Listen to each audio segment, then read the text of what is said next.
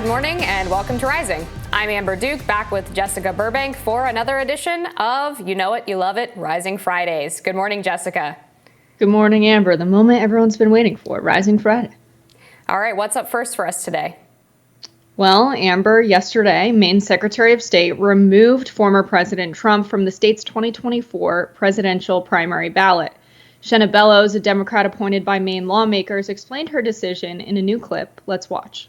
I'm mindful that no Secretary of State has ever deprived a candidate of ballot access under Section 3 of the 14th Amendment, but no presidential candidate has ever engaged in an insurrection under Section 3 of the 14th Amendment.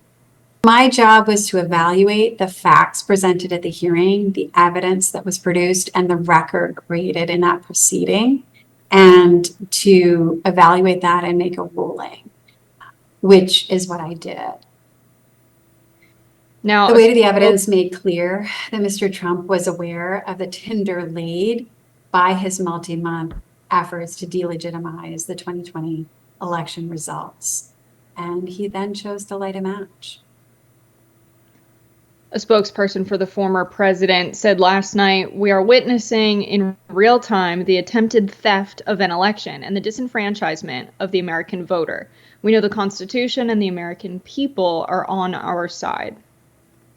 Trump has already been banned from Colorado's 2024 ballot after the state's Supreme Court ruled him ineligible to run based on the 14th Amendment's insurrection clause.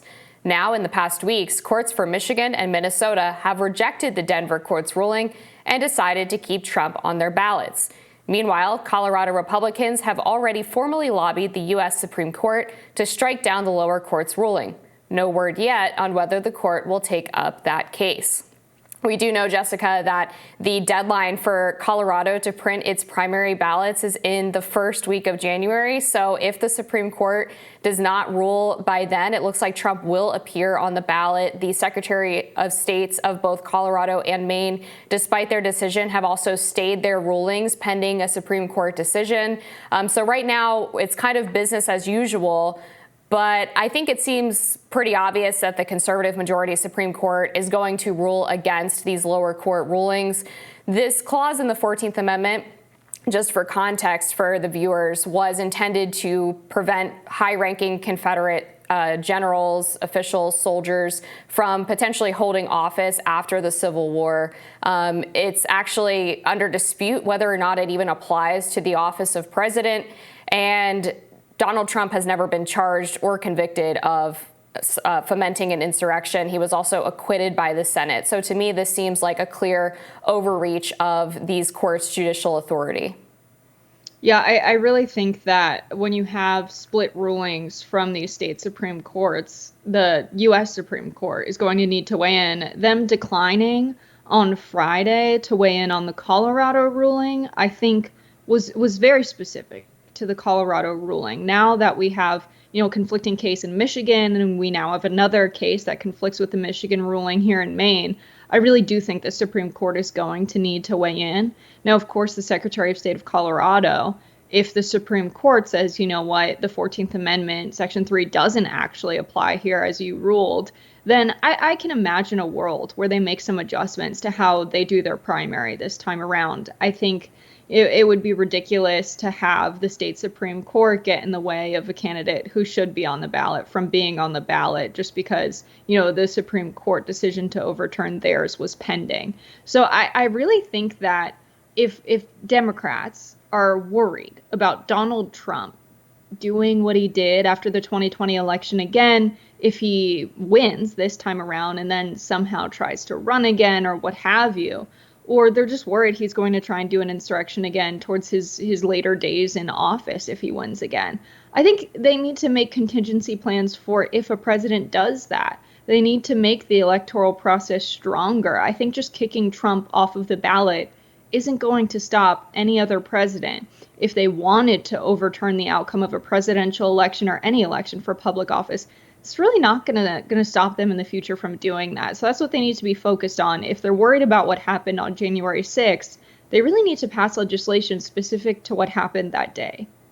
Well, and from a strategic standpoint, I mean, you're kind of alluding to this, but the Democrats are only playing into Trump's hand and legitimizing his claims that they're trying to steal the election again by trying to remove him from the ballots in these various states. Why not let the voters decide on who they want to vote for? Removing him from the ballot based on something that he hasn't been charged with, hasn't been convicted of, hasn't even been convicted of in the Senate during that impeachment process, I think is frankly ridiculous and insulting to voters who are able to evaluate whether or not they believe Trump was responsible for fomenting an insurrection or whether the January 6th riot was more of an unfortunate example of politics turning to violence, which you've seen with multiple, unfortunately, different protests in the past few years. I also think there's a question as to whether or not these secretaries of state have that authority to unilaterally remove someone from the ballot based on the 14th Amendment. Because typically the Secretary of State is sort of the end-all be-all in terms of how states run their election processes. They determine the eligibility requirements for getting on the ballot, meaning how many signatures you have to collect and whatever fees you have to pay, whatever forms you have to fill out, things like that. But then to go beyond that and start ruling on aspects of the Constitution, to me, seems like stepping outside of the bounds of the authority that they are given by their states. Right. Yeah. The Supreme Courts of the states saying the 14th Amendment applies here is asking for the U.S. Supreme Court to weigh in. The initial case in Colorado, was a 4-3 decision. The three dissenting judges actually made their decision based on state law. They said that this would go against the state law of Colorado. There's no laws here, which would have made it extremely difficult for the Supreme Court to then take that case and judge based on the facts of the case and what's been written, that they didn't apply the law properly or what have you. So I think now that we have this case in Michigan and this case in Maine, we can definitely expect the Supreme Court to weigh in, and how they'll decide, I think, is really interesting. I think what you pointed out, that Donald Trump hasn't actually been convicted of inciting an insurrection, is going to be the main thing that they're looking at. Can you bar someone from holding public office if the Constitution as written bars someone who participated in an insurrection? And Trump has never been found guilty of that. So I think there was a major sign of weakness from Merrick Garland initially when Biden went into office.